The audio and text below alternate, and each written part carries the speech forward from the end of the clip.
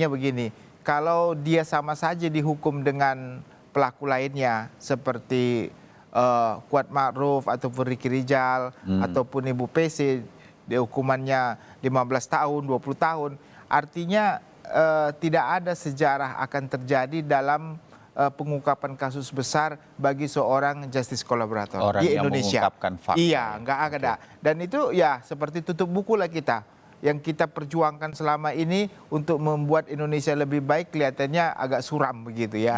Nah, jadi kita berharap hakim yang kita sudah lihat bagaimana prestasinya ya dalam melakukan suatu putusan yang beberapa hari lalu. Iya, dua hari terakhir ini yang ekspektasi masyarakat bisa terwujud begitu ya dalam ruang persidangan. Ini juga diharapkan seperti itu. Nah, ada satu hal yang perlu saya garis bawahi. Ini adalah nantinya menjadi leading case. Leading case karena ini akan menjadi panutan bagi kasus-kasus berikutnya jika hakim melakukan dengan hukum progresif seperti itu. Nah, seperti apa hukum progresifnya? Adalah apabila dia menghargai GC ini luar biasa. Dengan cara apa? Dengan putusannya. Seperti apa? Ada dua kemungkinan dalam pandangan hakim yang saya kira sudah ada putusannya, kita juga nggak mempengaruhi. Pertama adalah apakah hakim ingin mengembalikan Richard Eliezer kembali ke kepolisian dengan suatu reward atas apa yang sudah dia lakukan dengan membuka fakta. Atau hakim menganggap bahwasannya rewardnya itu tidak harus mengembalikan dia ke kepolisian, tetapi cukup dengan memberikan hukuman yang lebih ringan. Nah, apa bedanya? Bedanya begini, kalau dia mengembalikan kepolisian, artinya hukumannya itu tidak boleh lebih dari 2 tahun. Oh, karena kalau lebih dari 2 tahun dia tidak bisa kembali lagi. Tidak mungkin bisa lagi ke kepolisian, karena syarat untuk bisa diterima lagi kepolisian tidak boleh dipidana dengan pidana lebih dari 2 tahun.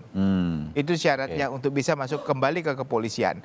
Nah, kalau itu menjadi tujuan, maka kemungkinan besarnya hukumannya tidak lebih dari 2 tahun. Tetapi kalau hakim menilai, ya sudah, dia tidak diberikan lagi kesempatan untuk masuk dalam karir kepolisian, tapi dihukum yang paling rendah di antara para terdakwa tersebut.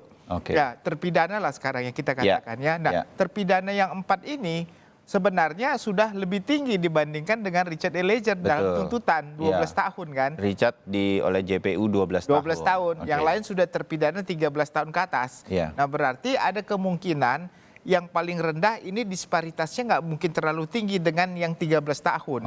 Ya, selisihnya bisa jadi 7 atau 6 tahun. Bisa jadi Richard terkena 5 atau 4 tahun hukuman. Kalau hakim berpandangan tidak memasukkan dia dalam kepolisian kembali.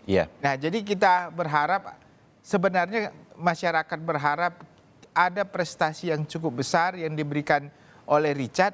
Ya, nggak ada salahnya dia dikembalikan kepada kepolisian. Supaya Richard ini menjadi suatu momentum bagi setiap kepolisian di Indonesia dengan pangkat terendah dapat menjadi history maker bagi pembaharuan kepolisian di Indonesia.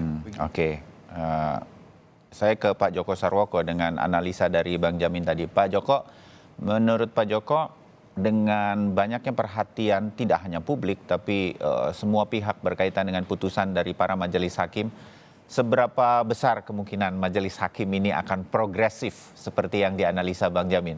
Pak Joko. Ya, gini Mas Bayu, saya juga banyak sependapat dengan Pak Jamin Ginting. Namun bentuk progresif ini barangkali menurut saya ada 2 kemungkinan. Hakim menerapkan pasal 51 ayat 1 KUHP atau dengan menggunakan JC. Kemungkinan kan seperti itu. Kalau menggunakan pasal 51 ayat 1 KUHP kan bisa onslah itu. Seperti yang diminta oleh kuasa hukum terdakwa ya. Kalau menggunakan justice collaborator, ya saya kira turunnya juga memang betul mungkin sekitar itu ya. Akan cukup signifikan Pak Joko ya. Tapi juga bisa kalau hakim mau lebih progresif, menjatuhkan pidana percobaan misalnya. 2 tahun dalam masa percobaan 3 tahun. Menurut pasal 12 Ya. 12B ya, KUHP ya. Pembunuh Ya. nggak pernah percobaan. Oke. Kalau Ya. pembunuh nggak pernah. Pak Joko, tapi dalam kasus seperti ini di mana ini kalau saya menyarikan apa yang kemudian Bang Jamin juga nanti menanggapi berkaitan bahwa dalam kasus ini kami nih yang buta hukum sebetulnya. Jadi belajar hukum kan karena ada Bang Jamin dan juga Pak Joko begitu ngobrol seperti saat ini. Ya. Tapi kan dia tetap mengeksekusi, melakukan pembunuhannya begitu. Apakah ini akan tetap jadi pertimbangan sedemikian rupa oleh majelis hakim, Pak Joko? Kalau menggunakan pasal 51 ayat 1 KUHP, ya harus menggunakan pertimbangan itu, ya. Oh, oke. Percobaan nggak boleh pembunuh. Ya. Ya, oke. Bang Jamin, kalau menurut Anda? Ya, jadi kalau konteks tindak pidana pembunuhan itu tidak boleh dihukum percobaan karena itu kan tindak pidana kejahatan serius ya. Artinya nggak boleh, percobaan itu kan hanya hukuman di bawah 1 tahun begitu ya. Jadi boleh dengan percobaan, ini kan sanksi pidananya sudah sampai hukuman mati, jadi nggak ada percobaan. Nah, saya mau komentari terkait dengan pasal 51. Ya. Pasal 51 itu mengatakan bahwa perintah yang sah, yang melaksanakan perintah yang sah tidak dipidana. Nah, pertanyaannya adalah apakah Ferdy Sambo waktu memerintahkan Richard Eliezer itu adalah perintah yang sah dari seorang jabatan yang sah. Nah, ini agak riskan karena kalau itu perintah yang sah, Sambo juga bisa harusnya bebas karena dia melakukan perintah yang sah kan begitu kan, melaksanakan perintah yang sah kalau dasar pemikiran hakim seperti itu.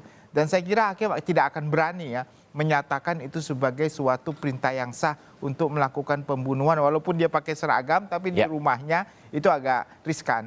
Jadi yang kemungkinan bisa terjadi adalah tidak melepaskan dia dengan pasal 51 tetapi mengembalikan harkat dan martabat dan menghukum dia serendah-rendahnya supaya dia ada kesempatan untuk bisa menjadi atau kembali kepada kesatuannya lagi dan itu menjadi ikon saya kira ya bagi Kapolri untuk seorang Richard Eliezer ini menjadi ikon yang luar biasa bagi pembaharuan justice kolaborator di Indonesia saja, bukan bagi kepolisian ya, bagi semua perbuatan pidana saya kira. Oke, ya Pak Joko, semua orang juga